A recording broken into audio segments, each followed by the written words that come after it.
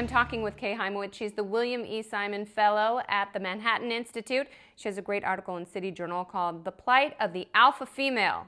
So, Kay, this was fascinating. Now, you point out that American women are better educated than their male counterparts. They're quickly becoming the breadwinners in household. They won more Olympic medals at last year's Summer Olympics. Yeah. But at the very top, Fortune 500 companies, investment firms, and law firms, not a lot of women at the very top. Why is that? Well, one word, the children. Mothers are more likely to take time off than fathers. Or to take longer periods of time off. They are more likely to work part-time. They are more likely to cut back hours in all kinds of ways. If you compare the number of hours worked by men and women, you'll find quite a difference. It's one of the reasons for the well-known gender wage gap. So what happens is that as women are climbing up the career ladder, they're doing great until their mid-30s or so, or earlier mid-30s, and then they tend to back off, and that's of course when the children come. So my view is that we're never going to see the kind of precise, exact equality that we might have hoped at the very top. Now, you agree that it is childbearing that causes this shift, and Anne-Marie Slaughter wrote a cover piece for The Atlantic called Why Women Still Can't Have It All. That's right. And she pines for that equality. Do you think that's necessary? Do you agree that there is injustice? Well, I mean, it's an injustice, I suppose, if you have a clear sense that it's got to be absolute parity.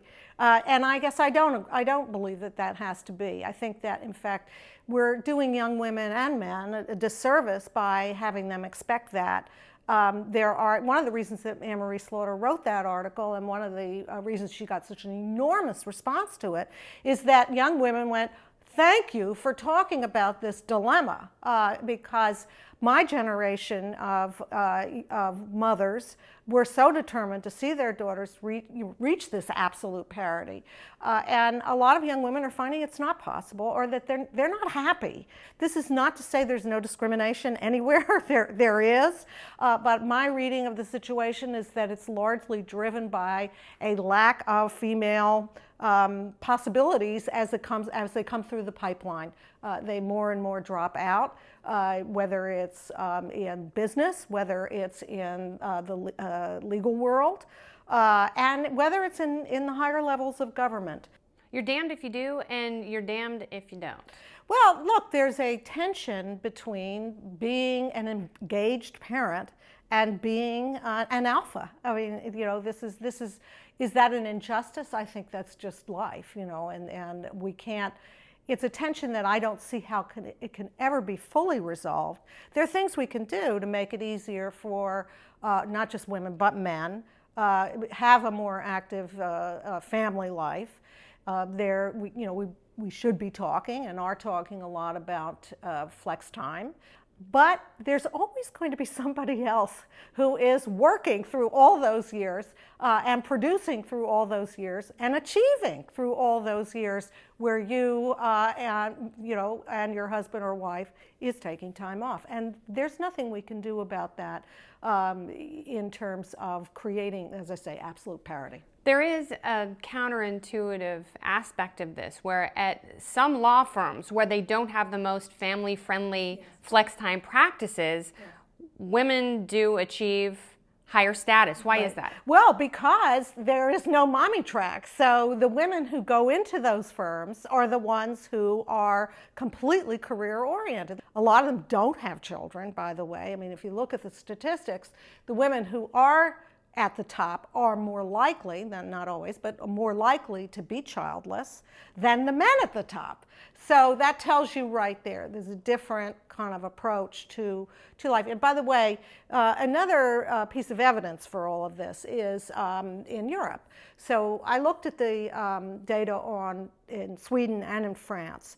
These are very so-called family-friendly countries where there are all kinds of benefits for young parents, which is fine. You know, I didn't go in. But paid maternity leave? Paid maternity leave. In Sweden, paternity leave is almost required. I mean, it's a little complicated how they set it up. Don't need to go into that now. But my real point is this. In the public sector, women have achieved some kind of parity. In the private sector, they have not. And in fact, if anything, if you look at the numbers at the very top, American women are doing better than Swedish women. So the question is why, and what economists have been speculating about as they've studied this, is that the maternity leave actually puts women on this mommy track, which makes it harder to achieve in an extremely competitive environment. Melissa Mayer, who is the CEO at Yahoo, I mean, she promised that she wasn't going to take maternity leave. It was only going to be a couple weeks, so it wasn't the normal extended one. And she was going to work. She was going to work through it. Yeah. I mean, is that compromising childbearing? Does that send a bad message to women? I think it's not sending a bad message to women to say that some women are really going to want to keep their foot on the gas pedal, as Sheryl Sandberg has put it. But I think it's a mistake for women to come away from that and say, yes, this is possible for everybody and desirable for everybody. It just isn't. Sheryl Sandberg, who's the CFO at Facebook, she leaves work every day at 5:30 to have dinner with her family. Has technology helped, having video conferencing and constant access to email and everything else? Does that create parity in its own? Oh, absolutely. That has changed everything. I mean, we wouldn't even be having this conversation 30, 40 years ago, not just because women didn't have the same expectations for rising, but because it wasn't possible to keep your hands on the kids at the same time that you were climbing the career ladder in a way that you can do it now. Now, the American left has become very preoccupied with income inequality here in the United States. And has your insight into female CEOs in this country shed any light on that subject? Yeah, I think that they're not looking at the data very carefully. I mean, there's a tendency to mash together all of the numbers in a way that makes it look like there's this terrible discrimination going on.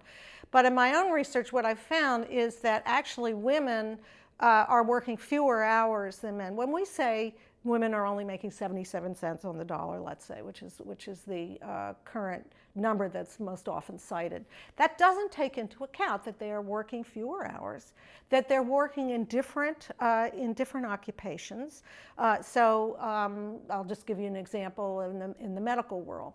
Among doctors, women are far less likely to be surgeons than they are to be pediatricians. Well, surgeons make more than pediatricians. Is that because they're men? No, it's because the skill involved, the life and death decisions, the hours, all of that is recompensed in a different way. So what is the ultimate fix, and where do you come down on the mommy wars? Is it a false battle? Is there no one-size-fits-all fix for the problem? Absolutely, there's no one size. There's enormous variation in how women and men are going to see this. And I think the idea that you often hear from the left, from feminists, from more traditional feminists, is that we're going to have these 50-50 arrangements. Some people are, most people are not. They're going to find other ways of trying to deal with these tensions that I've been talking about. Because there's such an assumption of discrimination, there is then the conclusion that we need all sorts of government programs, laws, legislations, and various kinds of petitions or whatever to fight this supposed discrimination.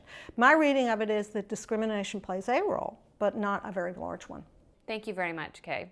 You can click on her article right here for City Journal, The Plight of the Alpha Female, for ReasonTV. I'm Kennedy.